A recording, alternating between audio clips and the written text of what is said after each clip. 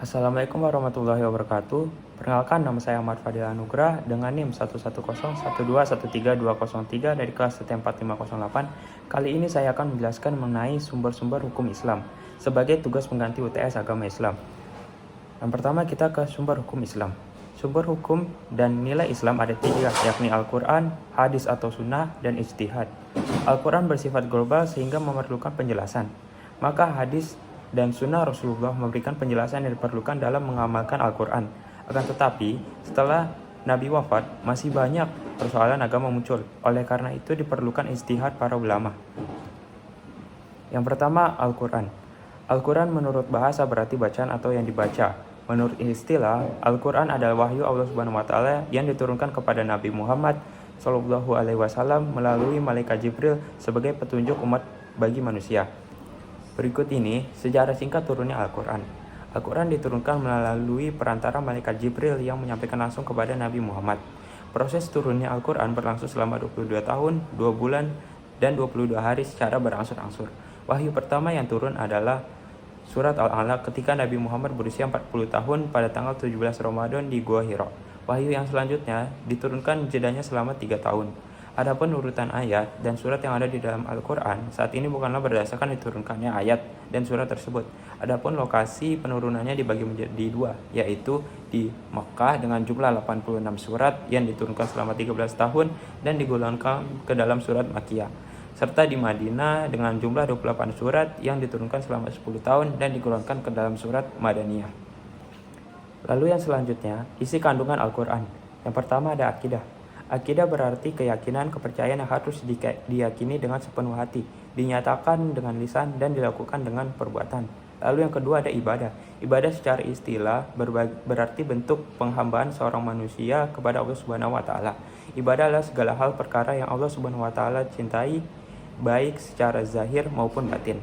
Yang ketiga ada akhlak.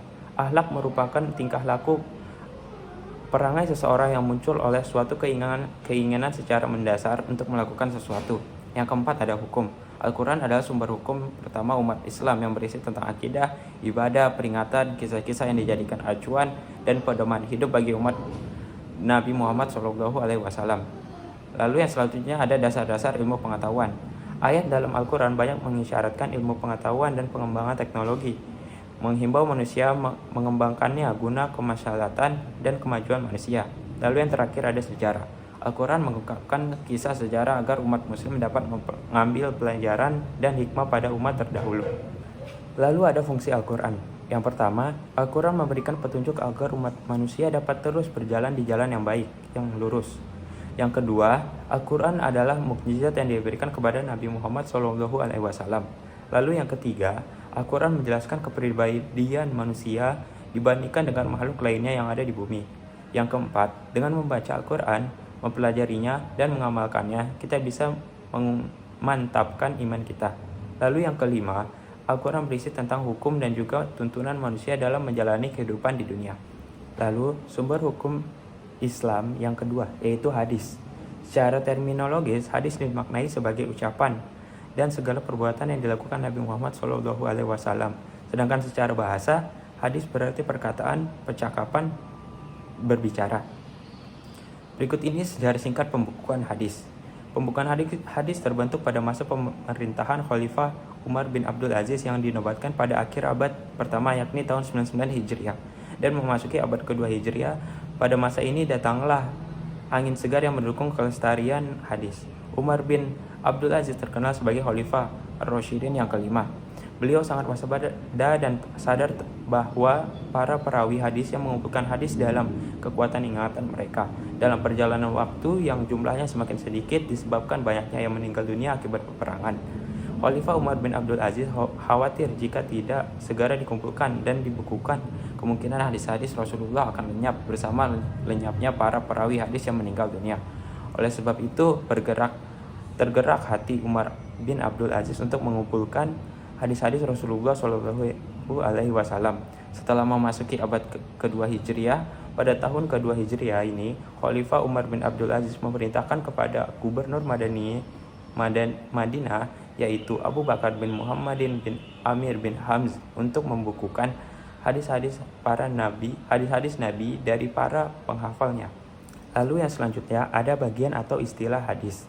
Yang pertama ada sanad. Sanad yaitu sekelompok orang atau seseorang yang menyampaikan hadis dari Rasulullah SAW sampai kepada kita sekarang. Yang kedua ada matan.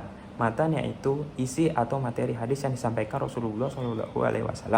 Yang ketiga ada rawi. Perawi adalah orang yang meriwayatkan hadis. Lalu yang keempat ada mudawin atau mukharrij. Awal sanad ialah orang yang mencatat hadis tersebut dalam bukunya. Orang ini disebut mudawin atau mukharrij.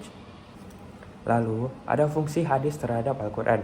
Yang pertama bayan at-takrir, yaitu sebagai bayan at-takrir yang berarti memperkuat isi dari Al-Quran. Yang kedua ada bayan at-tafsir.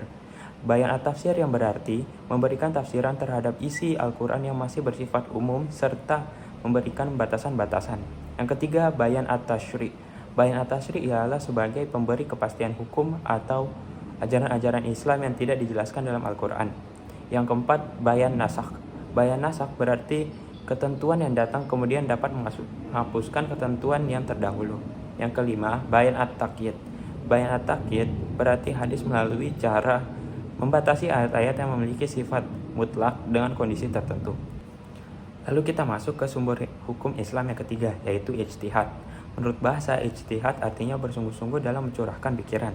Sedangkan menurut istilah, pengertian ijtihad adalah mencurahkan segenap tenaga dan pikiran secara bersungguh-sungguh untuk menetapkan suatu hukum. Lalu berikut ini syarat mujtahid. Yang pertama, mengetahui dalil syar'i. Yang kedua, mengetahui ilmu hadis. Yang ketiga, mengetahui nasikh dan mansukh. Yang keempat, mengetahui bahasa Arab dan ushul fiqh. Yang kelima, memiliki kemampuan kuat untuk beristirahat. Lalu, fungsi ijtihad. Fungsi yang pertama yaitu menguji kebenaran hadis yang tidak sampai ke tingkat hadis mutawir atau sebagai upaya memahami redaksi ayat atau hadis. Lalu fungsi yang kedua untuk mengembangkan prinsip hukum yang terdapat dalam Al-Quran dan As-Sunnah seperti dengan qiyas, istihsan, dan masalahan mursalah. Sekian presentasi saya terkait sumber-sumber hukum Islam sebagai tugas pengganti UTS. Kurang lebihnya mohon maaf. Wassalamualaikum warahmatullahi wabarakatuh.